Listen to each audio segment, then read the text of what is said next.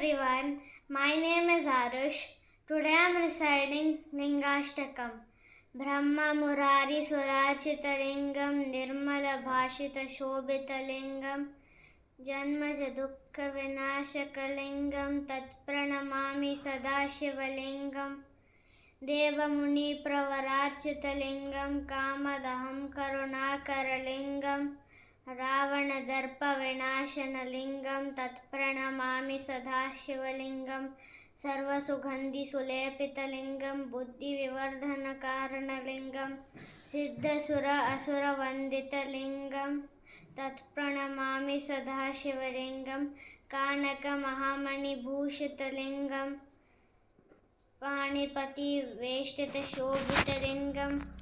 Dakshasu Yagnya Vinashana Lingam Tat Pranamami Sadashiva Lingam Kumkuma Chandana Lepita Lingam Pankajahara Sushobhita Lingam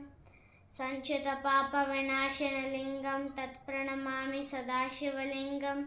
Deva Ganarchita Sevita Lingam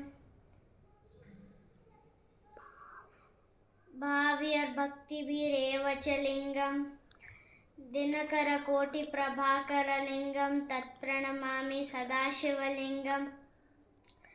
Ashtadalo Pariveshtita Lingam Sarva Samudbhava Karana Lingam Ashtadaritra Vinashita Lingam Tat Pranamami Sadashiva Lingam Suraguru Suravada Pujita Lingam Suravana Pushpa Sadarchita Lingam